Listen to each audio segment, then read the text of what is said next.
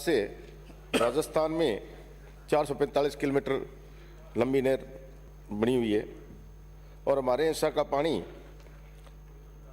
8.6 MAF है, जबकि 0.6 MAF पानी हमारा आज भी पंजाब हमें नहीं दे रहा है। सभापति महोदय, मैं आपसे निवेदन करना चाहता हूं कि मैं इस नहर के प्रथम चरण का रहने वाला हूं और हमारे यहाँ नॉर्थ चीफ का दफ्तर भी है, परंतु दफ्तर जरूर है, उसमें जनप्रतिनिधियों की बैठक भी होती है और पानी के लिए चर्चा भी होती है, पर जो निर्णय जनप्रतिनिधि करते हैं वो लागू नहीं होता। मंत्री महोदय, चीफ नॉर्थ के नाम से बहुत पुराना दफ्तर है और लगभग 76 के उसके आसपास के विधायक हैं, परंतु ये निर्णय वहां से होकर के पानी की उपलब्धता के आधार पर बीकानेर जाता है और बीकानेर का चीफ इंजीनियर उसको रिजेक्ट भी कर देता है या फिर आपके यहाँ भेज देता है। पर मेरा आपसे निवेदन है, मुझे बीकानेर से कोई तकलीफ नहीं है, मुझे तकलीफ ये है कि जब नॉर्थ चीफ हनुमानगढ़ में बैठा है तो पानी के अधिकारों के बाबत उसको निर्णय करने का अधिकार दिया जाए। कारण यदि रेगुलेशन की बात आती है तो हम नॉर्थ चीफ से बात करते हैं, तब वो कहता है कि आप बीकानेर बात करो। जब नहर के अंदर डेड बॉडी आ जाती है और उसको निकालने की व्यवस्था नहीं बैठती है, जब नॉर्थ चीफ से बात करते हैं तो क्या बीकानेर बात करो। ये अधिकार तो उस चीफ हनुमानगढ़ को दे दो ताकि हमें कोई तकलीफ ना हो, क्योंकि राजस्थान के नाल हनुमानगढ़ जिले के अंदर सबसे ज्यादा निकलती है और चीफ का ऑफिस ही वही है। इसलिए मैं आपसे निवेदन करना चाहता हूं कि नहर के जो पुराने नीति नियम है उनको चेंज करो और नॉर्थ चीफ जो हनुमानगढ़ है उसको भी ऐसे अधिकार दो ताकि जनप्रतिनिधियों की बैठक में जो निर्णय लिए गए हों उसका निर्णय पूरा लागू कर सके। मैं सभापति महोदय आपके माध्यम से निवेदन करना चाहता हूं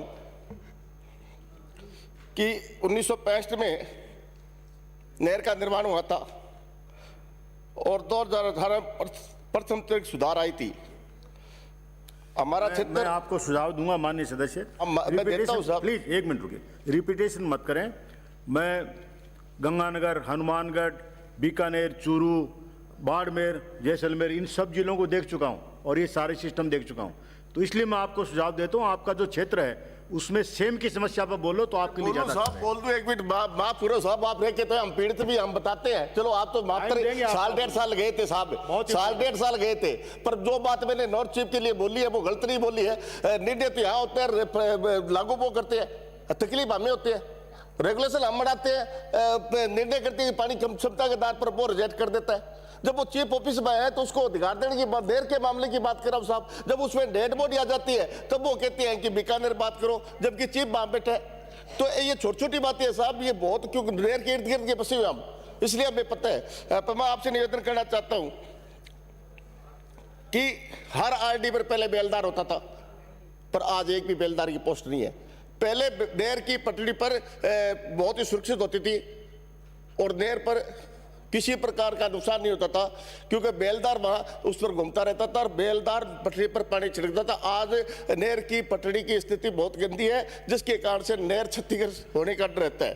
पर मेरा आपसे निवेदन है, आज जो इसकी हालात है वो सिर्फ बेलदारों के कारण बिगड़ी हुई है। बेलदार समय पर नहर पर होता तो वो सूचना देता है अधिकारी को, यहाँ से नहर बैठ गई, यहाँ पर पटड़ा धस गए, पर तो आज उन बेलदारों की एक भी पोस्ट नहीं है।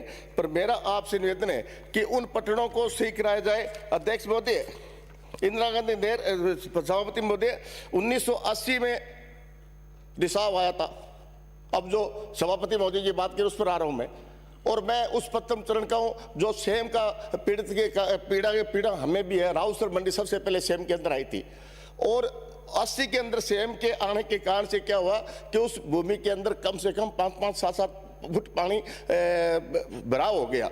परंतु मैं आपसे निवेदन करना चाहता हूं, आप सर्वे करवा लीजिए। टिब्बी, मिस्तावली हेड, डबली, रावसर, गंदेली, जीवननगर, कनवानी, 15-16 केरोडी, मोदूनगर, बावरीवाल, ढाणी, नानवा, RD, कलानवा, ढाणी, जाखड़ा वाली, मोसलपुरिया चक, भैरोश्री, बगड़ियावाला चक, 18 SPD, बडोपल, ठाकुरवाला चक, जुरियावाला चक, माणकथेड़ी कृषि भूमि, जो हजारों बीघा कृषि भूमि है जो आज लवणिया हो गई है और बंजर भूमि पड़ी है। सेम तो वहां से निकल गई और वहां सेम नाला निकला, जिसके कारण से सिल्ट सफाई होने के कारण पानी तो वो चला गया, पर तो भूमि बहुत लवणीय है और उस भूमि के अंदर आज फसल नहीं होती। मेरा आपसे निवेदन है, ये इंदिरा गांधी नहर का प्रथम चरण की बहुत बढ़िया जमीन है और ये जमीनें सोना उगलती है। यदि उससे जो फसल होगी उससे सरकार को टैक्स भी आएगा। यदि आप उसमें सुधार के लिए कुछ कर सकते हो, पानी भी उसका बंधा हुआ नहर का पानी भी कहीं नहीं गया, परंतु उसमें सुधार करते हो तो निश्चित उस सेम भूमि के अंदर वापस लोगों की हरी भरी फसल हो जाएगी। यदि प्रथम चरण के अंदर ये ध्यान देना चाहती हो, मैं सरकार से यह भी मांग करना चाहता हूं, हमारे यहाँ पहले प्रथम चरण में खाड़े बने थे और आज 30 साल पहले बने थे, आज वो जर्जर हो गए। पर आप प्रथम चरण, मेरा निवेदन है कि जैसलमेर बाड़मेर में तो आप खाड़ा वापिस बना रहे हो, पर तो इसमें भी खाड़ा वापिस जो जर्जर हो गए हैं, जो 40 साल पहले बने थे, उसमें काश्तकारों खेत में पानी ले जाने में कठिनाई आती है। इसी प्रकार भाखड़ा में भी ये खाड़े में दिक्कत आ रही है। पर मेरा आपसे ये भी निवेदन है, काफी वर्ष पहले नहर बनने के कारण इसकी क्षमता घट गई है। अभी क्षमता की बात कर रहे हैं, 18,000 कुछ नहर की है, पर तो आज उसमें 11,000 से ज्यादा पानी नहीं चल सकता। कारण इतनी दलदल हो गई कि जहां 84 आरडी पर और 99 आरडी पर 82 से 84 आरडी, ये एक मैं विशेष पॉइंट कह रहा हूं, आप भी कभी जाओ तो वहां देखना कि ये पीछे काम शुरू हुआ था देर का, 1 मिनट साहब, काम शुरू हुआ था और ये सबसे बोन एरिया था जहां से रिसाव हुआ था। परंतु जब नहर का काम शुरू हुआ, पर मैं ये निवेदन करना चाहता हूं कि यहाँ पर अधिकारियों ने किसी प्रकार का गौर नहीं किया, जबकि मैं 15 बार मांग गया, बार बार चिताता रहा कि ये बहुत ही गंभीर पॉइंट है और हमारा जीवन का सवाल है और ये नहर भी हमारी जीवनदायी है। पर आप इसका जो निर्माण कार्य हो रहा है इसको सही तरीके से देखो, पर अधिकारियों ने किसी प्रकार से नजर नहीं देखा और वहां अंदर टीम जो मोटे ट्रक थे वो अंदर बाढ़ दी, जिसके कारण से दलदल के अंदर वो गाड़ियां फंस गई। और जब आपने देखा और उनको चेताया कि ये टांगे भरो, पर वो नहीं भरे, पिक्चर लगा दी, जिसके कारण से क्या है कि वापिस पर बाल घेर दिया।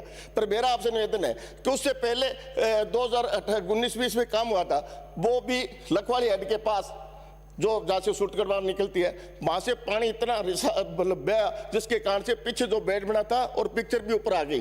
पर अब जो आप काम करो मंत्री महोदय, उस पर आप कमेटी बनाओ और यहाँ से भी आदि भेजो, तो काम तो फिर चलेगा, फिर चलेगा, ताकि जो जिस सेम से हम पीड़ित है। और इस रिसाव के कारण ही हमारी स्थिति दे नहीं बनी है, पर इस रिसाव को रोकने के लिए क्वालिटी पर ध्यान दीजिए, क्वालिटी पर ध्यान दीजिए। और चीफ इंजीनियर को कहिए कि आप वहाँ नहर पर जाइए, नहर पर नहीं जाते साहब, वहाँ बैठे बैठे काम करते हैं। पर मेरा आपसे निवेदन एक और करना चाहता हूँ, कंक्लूड करिए प्लीज। 1 मिनट साहब, बस थोड़ा सा। इंदिरा गांधी नहर प्रोजेक्ट के अंदर सरकार ने पानी उपलब्धता फिर भी वर्तमान में 2008 से 13 कार्य में 8 सिग्नेचर माइन की घोषणा की थी, पर तो वो सिग्नेचर माइन नहीं बना। पर अब 30 गांवों के लिए पानी की बात की, नौर बाधा, मेरे कोई तकलीफ नहीं है, पर पानी आपके पास है नहीं और आपने डीपीआर एटा और सिग्नेचर की बना ली, पर तो आज तक उसका काम नहीं हुआ है। पर मैं आपसे निवेदन करना चाहता हूं कि वहां आंदोलन भी होते हैं, और भी बात होती है। यदि पानी की बात करें बचाने की, तो नौर बादरा में आप पानी दे सकते, एटा सिग्नेचर भी दे सके देश के, तो नौर बादरा भी दे सकते, पर नौर बादरा में पानी दो, मुझे कोई एतराज नहीं है। पर एटा सिग्नेचर का पानी मैं आपसे निवेदन करना चाहता हूं कि पीछे घग्गर नदी के अंदर पानी आया था आज से 4 महीने पहले, और उस पानी के कारण से हमारे हजारों बीघा फसलें बर्बाद हुई थी। वो पानी डैम में आके जाकर के जमीनों में फैल गया, जिसके कारण से हजारों बीघा फसल खराब हुई। पर मैं आपके साथ दावा भी करना चाहता हूं और बता देना चाहता हूं, ये पानी जो हजारों क्यूसेक पानी था, यदि आप राजस्थान के नाले में घेरोगे तो निश्चित एटा और सिग्नेचर माइनर को मिलेगा और वो योजना शुरू होगी। इसलिए मैं आपसे निवेदन करना चाहता हूं कि घग्गर नदी जो हरियाणा से आती है, उसका पानी का भाव क्षेत्र का राजस्थान के नाले में पानी समायोजित करें, ताकि जो हमारी पानी की कमी है वो पूरी हो सके और एटा और सिग्नेचर माइनर को पानी मिल सके। जय भारत, जय हिंद। श्री जगदीश चंद्र। माननीय सभापति महोदय, आपका बहुत बहुत धन्यवाद कि आपने बहुत महत्वपूर्ण विषय पे बोलने का अवसर दिया।